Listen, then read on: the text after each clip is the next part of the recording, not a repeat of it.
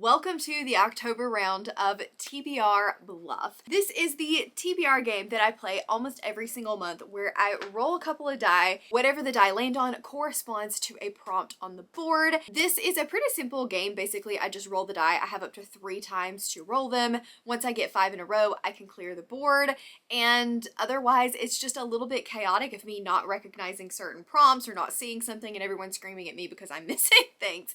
It's usually how this goes. Let's quickly talk about my last month's TBR. I did not finish it. I got pretty close and it's still a couple of days left in the month, so there are a few that I might get to, but I do know that I'm not going to get to everything. So we will be adding a roll. Instead of doing 5, we will be doing 6 rolls for this TBR, and I'm hoping to make it very fall spooky themed.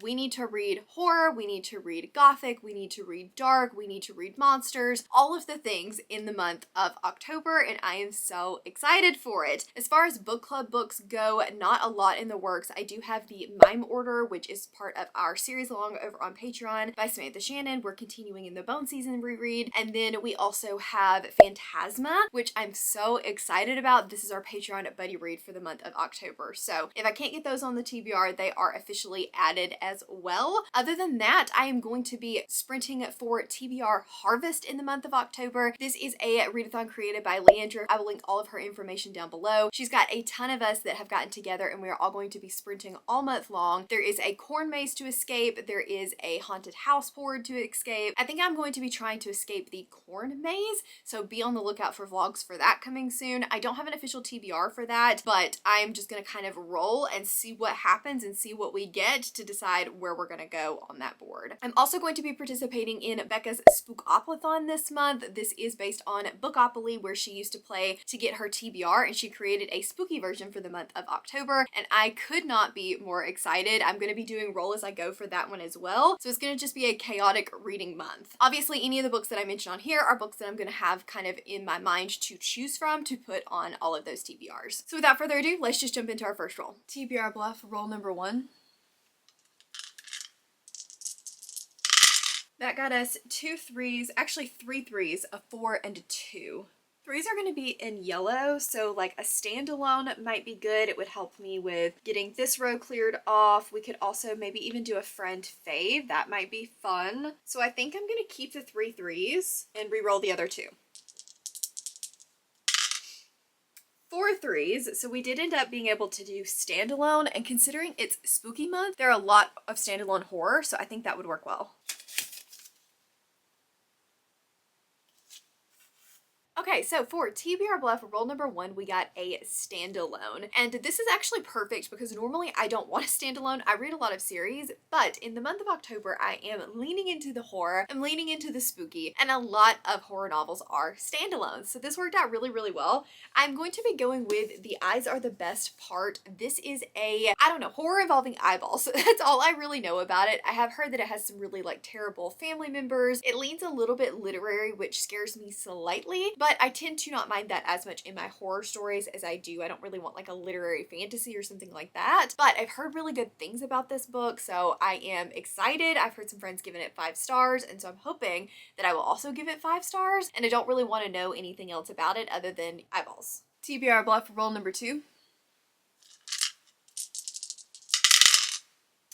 That got us 2 6s, a 4, a 3, and a 5. The 2 6s could come in handy up here, but I would love like a friend fave. I don't love blurbed, but it would help us clear the board a little bit faster. But seasonal would be really good because it's spooky season, and that's like the perfect time for a seasonal read.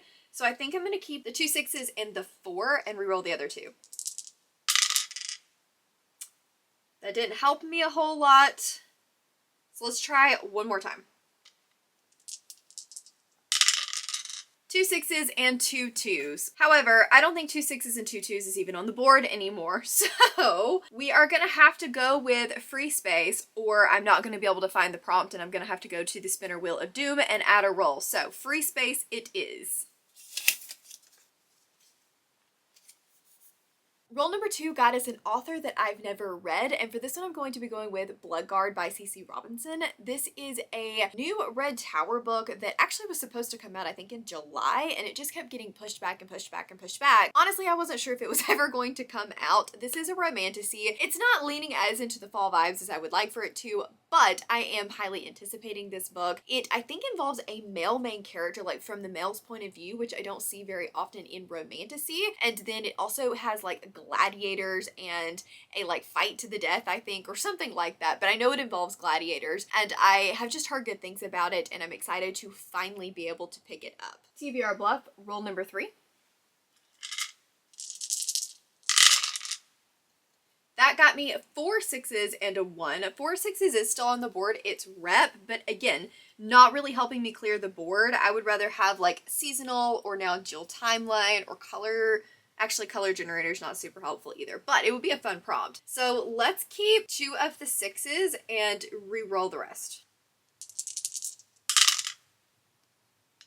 That got me 2 6s and 2 5s, which is color generator. But do I go with that one? It's not really helping me clear the board at all. Actually, we got a full house. Full house could be good. It at least gets me another one in a row. Let's go with that.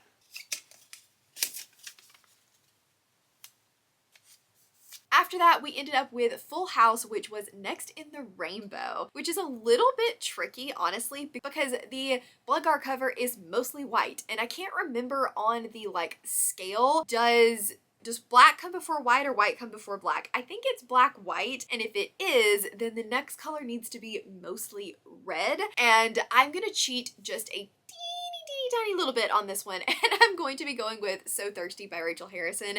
This is a black background, but it has a lot of red on it, so we're gonna count it. It's probably, again, not quite fitting with the prompt, but we're gonna go with it. I've read a couple of Rachel Harrison's before, Cackle and Black Sheep, and I liked both of them. She has a very like quirky writing that leans a little bit into the humor, a little bit into the literary, but is still usually a lot of fun. This one involves a woman that's dreading her birthday, so her husband gets her and a group of friends together, whisks her away for her birthday, and they end up doing something involving vampires. Very curious to see how this turns out. Black Sheep ended up being like so off the wall in its ending, so I can't wait to see what she does with So Thirsty. TBR Bluff, roll number 4. 2 1s, a 3, a 2, and a 6. 2 1s could help me with dual timeline or chunky book or even blurb, so I think I'm going to keep the 2 1s and re-roll the rest.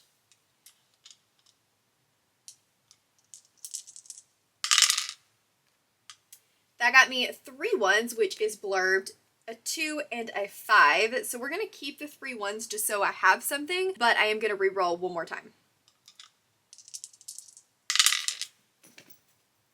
Okay, so that really did not help me much, so blurbed it is.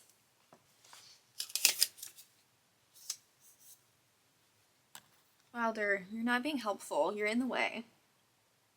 And we just keep rolling on the one prompt leads into the next kind of rolls, and I got blurbed. So this is to find a book that has been blurbed by the author that you previously mentioned in your TBR. So Rachel Harrison was the last author. I went on Fantastic Fiction. This is something that Kayla for Books and Lala I've seen use a couple of times in her blurbed videos. Basically, you type in the author, you scroll down, and then there's a spot that says author recommends, and that is the books that they have recently blurbed. And on hers, she had An Academy for Liars by Alexis Henderson. This is the Evernight pick for October, so it should be coming to me soon-ish. I may end up having to read it without having the physical book, but I've heard good things overall about this. Mostly I've just heard that it's not horror enough, but it is a fantasy leaning horror, so I think it'll be great for spooky season. I don't know a whole lot about like what makes this fantasy, but I do know that it has a school setting. I do know that it has horror elements to it, and so I'm excited to at least give it a try. I've only read one other Alexis Henderson before, and I didn't love it, but I think part of that was the setting of the book. I don't love like the Crucible type settings,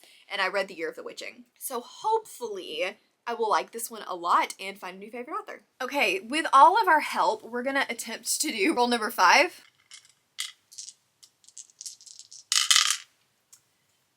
2 6s, a 5, a 2, and a 4. So 2 6s we're gonna keep and re-roll the rest. 2 6s, and 3 1s. Well, if Wilder doesn't take off, we'll just keep these, and that's going to get me dual timeline. Can I borrow this? Can I borrow this? Okay, thanks.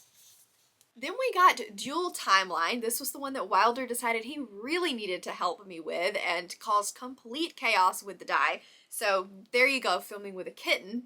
But after a lot of searching, I found Gods Below by Andrea Stewart to have a dual timeline. This is not exactly like spooky season, but I think it will make a good fall read. It is an epic fantasy by the same author that did The Bone Shard Daughter. So I'm really excited to read this because she created such a unique magic system in the Bone Shard Daughter series. Even though I didn't love the series as it went along, I loved the magic, and I'm hoping that as she's now a more established writer, this one will also be incredible. Plus, I have loved books from authors that I've hated in the past, and even though I don't hate that series, like, I do want to give her another chance. This one involves 2 sisters and a battle against the gods, which is a huge buzzword for me. Love a sister trope, love a gods trope. This one does have 2 timelines. One of them is 10 years and 10 years after the restoration of Kashan and 151 years after the shattering. And then we have another one in here somewhere. I did find it. I don't know if I can find it now that I'm on the spot, but I did find it, and it was like 5 years after something.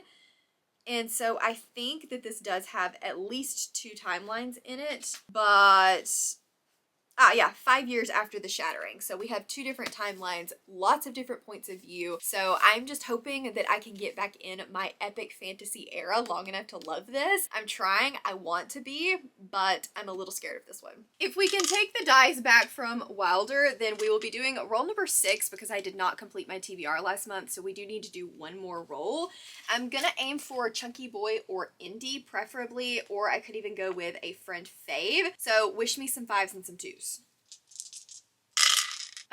A2, I think that was a 6. So 2 6s, 2 2s, and a 1. And that is not overly helpful, so we are going to keep the 2 2s and reroll the rest. Actually, we're just going to re-roll this whole hand because after he took that die, I completely lost my train of thought and have no idea what we landed on. So try again. Okay, so 3 3s, a 4, and a 6. The 3s are not really helping me a whole lot, although they could give me friend fave. So I think I'm going to keep 2 of the 3s and re-roll the rest. More 3s. Do not want that many 3s, so let's try it one more time. More 3s, a 1 and a 5. So we're going to end up going with video project. So I feel like I'm having to do an editing mail for every TBR lately, but I very clearly, very clearly completely screwed up that roll. It was 3 3s, which I said, but my brain went with the 3 2s and the video project. It's done. We're going to go with it. Wilder was being insane. Like, I had to move die away from him. He was like shifting the board. He was having a moment. And I next time will definitely be kicking him out before we do our rolls for TBR Bluff, but I was in a chaotic headspace. Yes, I know that it was screwed up. I think I'm going to leave it covered the way that it is, and we're just going to pretend that that's what I got because it's actually less helpful than if I had done the actual prompt, which was sci-fi. So it was not me intentionally just ignoring the fact that it was a sci-fi prompt. I just completely had a moment where I don't know what I was thinking. Which is still a really good prompt, it's just not helping me clear the board as much. Okay, so there you have it. This is what the board is going to look like at the end of October's TBR. Sorry for all the chaos, but that is filming with a kitten. And last but not least, we got video project. And for this one, I am going to be going with The Songbird and the Heart of Stone. This is a new duology from the Crowns of Nyaxia series by Carissa Broadbent, which I am highly anticipating. I'm so excited about this one. This is following Mish, and I really liked her and Rain's like friendship and relationship in the first duology, but I'm curious to see how I'm going to like her as a main character. She doesn't seem quite as like cutthroat and stabby as Araya was, but that doesn't mean that she's not going to be an amazing female main character, and I think that the male lead is going to be to die for. He is part of the Shadow Realm, and they are going to have to work together in order to save the God of Death, I think. So yes, please, perfect fall vibes. I have been anticipating this book for so long, and I cannot believe that we are finally to the point where I can almost read it. Other than that, I think I mentioned Phantasma to you guys. I have a huge stack of books that I am anticipating. Like, honestly, huge stack of books. So you will be actually seeing a video after this one that is going to be my fall reset, where we are going to be setting up my house for fall, but we're also going to be talking about some of the other books on my fall TBR, so definitely check that out. There are just so many video plans that I have in the month of October that I could not squeeze it all into one video. I'm also so excited to be sprinting for TBR Harvest. I'm not going to build a TBR for that, but I am going to be trying to escape the corn maze, and then also going to be doing roll as I go for Spookopoly, so all the fun things ahead in the month of October. Thank you guys so much for watching. If you want to see some of my previous TBR bluffs, I will link the playlist up here for you guys. If you just want to let me know that you were here and hanging out, leave me a pumpkin emoji. And otherwise, please let me know what is on your TBR. Are you a seasonal reader, or do you just kind of read whatever? I really want to know. Thank you guys so very much for watching, and I will see you all next time. Bye!